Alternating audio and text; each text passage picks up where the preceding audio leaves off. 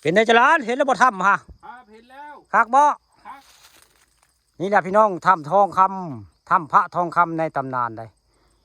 อันนี้ก็ชงกหัวเต่าพี่น้องนี่อยู่ทางเข้าท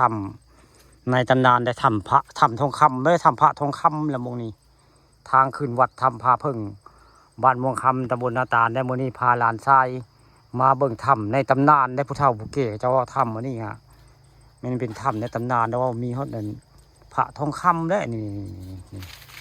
เจ้าว่าย่างเขาได้ซื้อได้นี่จะคอยเบิ่งในพี่น้องนี่คือถ้ำพระทองคำในตำนานได้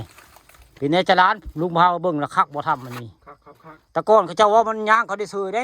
แต่ว่าเดี๋ยวนี้ดิมันปิดไว้ได้นี่เห็นบ่นี่เพิ่นปิดไว้เจ้าที่เพิ่นปิดไว้ได้นี่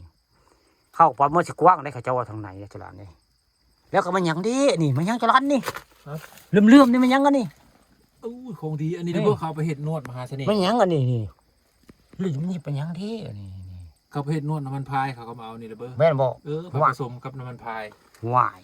อันนั้นเด้ผู้มันหยังกันในจรานผู้โอ้คือเดียวได้เหรอเนาะผู้อู้ครับถนนนี่โอ้มันหยังกันนะมันหยังดีนี่จรานรู้มันหยังกันมันเป็นหางแมง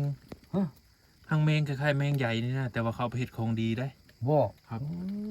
มักผู้แสบผู้สาวนี่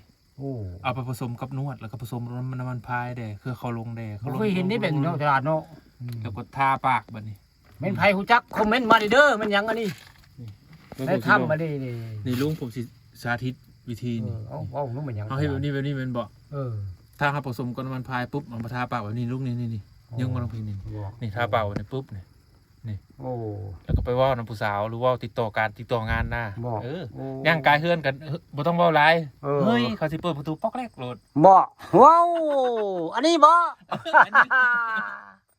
แม่นบ่เนาะ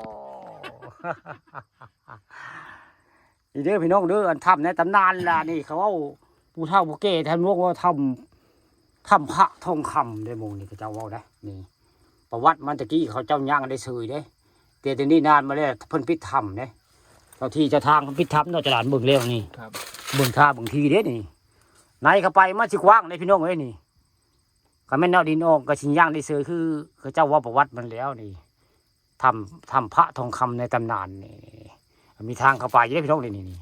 เบิ่งแล้วก็เป้าแม่นความเขาเจ้าพี่น้องนี่มันหลายปีแล้วมั้งดินก็คูนขึ้นมาเพิ่นปิดถ้ำไว้ปิดทางเข้าถ้ำมันก็เลยเข้าบ่ได้นี่สันนิษฐานคือการบ่จรานลุงเว้าเถอะแต่ก่อนถ้ำนี่สิกว้างเลยเนาะจรานเนาะ